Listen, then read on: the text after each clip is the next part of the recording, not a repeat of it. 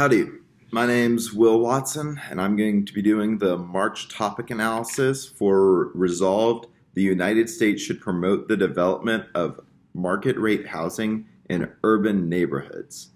So, this is an interesting topic, but before getting into that, I want to talk about two things. First, a lot of you are going to have to debate this topic on the state level with state tournaments or for NSDA qualifiers. Best of luck to both of you. But the second thing I want to talk about is Champion Briefs and give them a little bit of a shout out. Because Champion Briefs helped me out when I was in high school, helped augment my research, and I also went to the camps. Camps were amazing. What really made the camps amazing was the people. So I highly recommend it. And I think that especially if you're going to these state tournaments, you should go ahead and be able to use those briefs, help you out. So let's talk about this topic. So this is a big topic, and there's a lot of little parts to it. So we should probably break up those little parts. The first part that catches my eye is that this is once again a policy-esque topic, where the committee has decided to give us a topic where if we were allowed to run plans, it would not be difficult to run a plan, explaining what promote means, for example. But absent that, you'll have different options, and I'll get on about those options in a minute. Let's start by defining some terms. First term that may actually need definition is United States, because this topic does not say United States federal government, it just says United States. To that point, you could say that this is the 50 states doing it, not the federal government. So be aware of that and define it as you please. Second term is promote. What does it mean to promote? If the United States is promoting this, is it President Trump getting up and saying, develop develop market rate housing, it'll be great? Probably not. From the research I've done, it most likely could mean one of two things. First one is if you're doing a federal government action, it's where the federal government threatens to cut off funding from the state government unless they do market rate housing. Edward Pinto of the American Enterprise Institute writes about this, finding that one of the best ways to implement market rate housing across the board would be this sort of threat, as it's worked in the past. Think about the drinking age. With a bunch of states, if they didn't raise their drinking age to 21, their highway funds would have been cut. Another way you could define it is pretty simple. Talk about tax incentives or subsidies, where you say, hey, the government will give you money to do this. Jeffrey Lubel of Housing and Urban Development, or HUD, writes about this in 2016, explaining this is a probable scenario. Now, let's also talk about development, because development could very well be the creation of new houses, and I think that's what a lot of teams are going to go for. But there is a way to stretch development and say, hey, listen, to develop is to actually improve, where you build on the existing structure. Just watch out for that argument. I doubt anyone will try to be that tricky. The next term is market rate housing. Market rate housing, simply put, is housing whose cost is determined by the market. It is capitalism at its finest. It is not affordable housing. And I think hopefully no teams will make the distinction, make the confusion between the two, but watch out for it and read their evidence because it could. Quick note, whenever you're researching market rate housing, look up market rate with and without a dash in between market and rate, and you will get two different results because scholars are not uniform in how they spell market rate housing. It's just one of those things. Before getting into the pro and con, a couple of quick thoughts about this topic. One, lots of teams are going to be talking about poverty, people in low-income situations.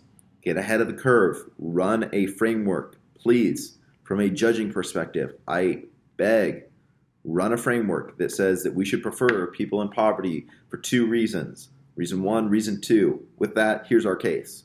It makes the debate so much cleaner and easier to judge. I have voted solely off a framework several times this past year. In addition, whenever you go ahead and talk about housing, there's a couple of things to know. One, there's a lot of evidence about a housing shortage in the United States. Read the evidence. Make sure it's not a rural housing shortage because the topic does say urban neighborhoods. That means neighborhoods like Dallas, Fort Worth, San Francisco is a big one. You could talk about New York, Chicago. That being said, just watch out there. Now, there's a couple of reasons why there's a shortage of houses, because there's not just a shortage of houses, there's a shortage of houses that people can afford.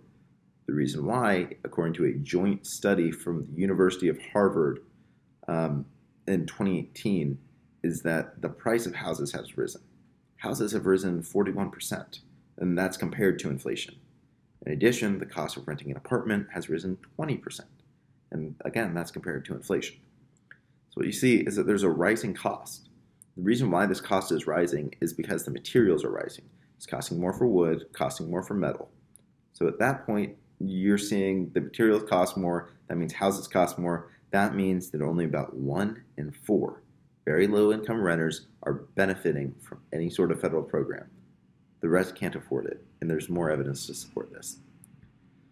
So the pro will go ahead and read evidence about why market rate housing is benefiting people in low income situations. I think that's going to be at least 90% of the pro rounds. Another route the pro could take is that if you create housing, you're creating jobs.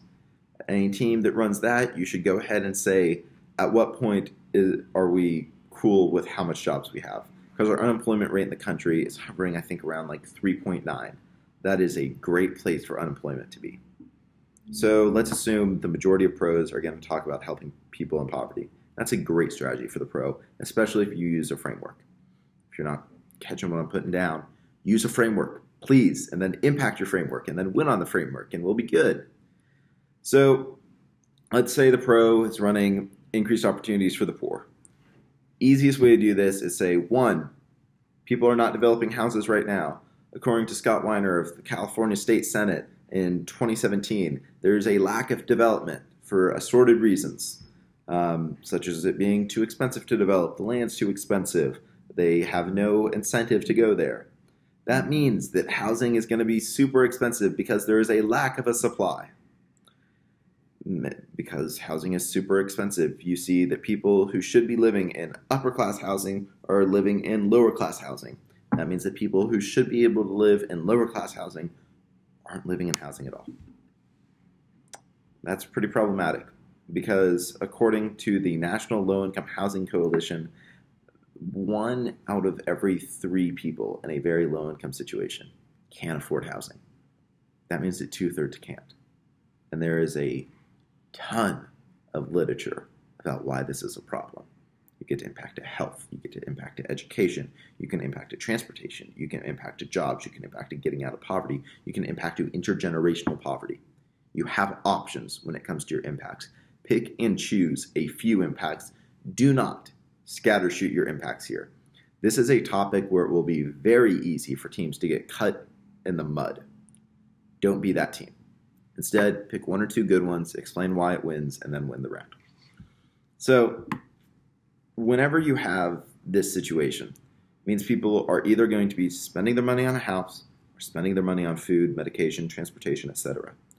That hurts them. So the question becomes, how do you get these people houses?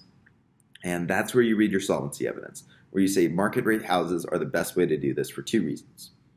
1, because if you go ahead and build more houses, that increases the supply, which should decrease the cost.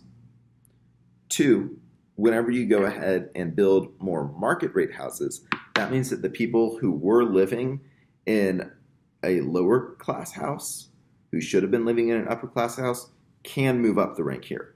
Now, a lot of teams will say, congratulations, you helped rich people. Why'd you do that?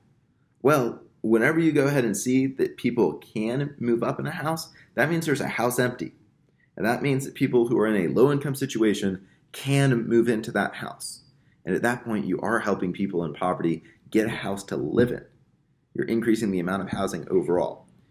That goes back to what's called hand-down housing, where it's, I've lived in a house, you now can live in the house. And it just gets passed down and passed down and passed down. According to Professor Hills of the New York University writing for the Washington Post, 45.2% of all housing is hand-down housing. I mean, this happens a lot. I encourage you to read the Robert Hills article. He writes it for the Washington Post. It offers you a 2-world analysis. Now, whenever you're talking about this, lots of pros, especially with a topic looking like this. We'll try to say, hey, it's a policy topic. We might as well find a specific policy action, show why that's the most probable policy action, and then impact with that policy action and get out of a lot of con evidence. I've seen this happen on the pharmaceutical topic. I saw it happen on universal background check topic. I was the one who did it on the universal background check topic. But this is a topic where it's harder than usual to do that. And that's for two reasons. One, because there's very, very few federal policies that do this.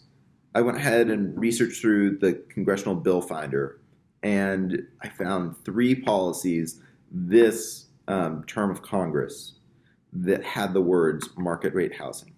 Of those, I believe 2 were for toxic waste disposal, and the third one was H.R. 232, the Landlord Accountability Act of 2019. I'm not sure that the wording in that connects to the resolution enough, but if you want an option, take it. The other reason why I think this could be problematic from a pro-strategy perspective is that you could get into a topicality situation, because as previously stated, this topic does not say United States federal government. This says the United States. To the point where you're only talking about the United States, you could get into a bit of a tricky situation. But if you're willing to do that, best of luck. I look forward to judging your round. Now, before we get into the con arguments, which are going to sound very similar to the pro arguments, let's talk about affordable housing, because this is a term I've used several times. Affordable housing is very simplified housing that costs less than 30% of your income. That's according to, I believe, sorry, let me pull this up, the affordable housing online. It goes ahead and offers a very simplified definition. The more complex one is that affordable housing is housing where you're receiving some sort of subsidy, tax break, a lower rent to be in that house. Affordable housing can be developed by people using things like Section 8, which I encourage everyone to research for this topic, or other different policies. Now, affordable housing is not market rate housing, because the way affordable housing works is if I'm living in affordable housing, instead of paying my rent to a landlord like anywhere else, I pay it to Housing and Urban Development. Housing and Urban Development pays my landlord. The reason why that happens is because, let's say I get fired and I can't pay the rent. Housing and Urban Development deals with me. In the meantime, Housing and Urban Development still pays the landlord. So the landlord is making money regardless. That means there's an incentive for people to build affordable housing because it is risk-reduced housing. So that being said, let's talk about the con. First, I think a lot of cons are going to set up a situation with gentrification. Gentrification is whenever houses or other industry is built in an area, which raises the cost of everything else. Think about it this way. If I built a really awesome amusement park a block away from your house, and everyone wanted to live near the amusement park, the price of your house rises. And it's like, great, my housing price rises, I'll be able to sell my house more. But imagine you're renting. And at that point, your rent would increase along with the value because now you're in a more prime location. There are several arguments against this, such as rent-controlled housing.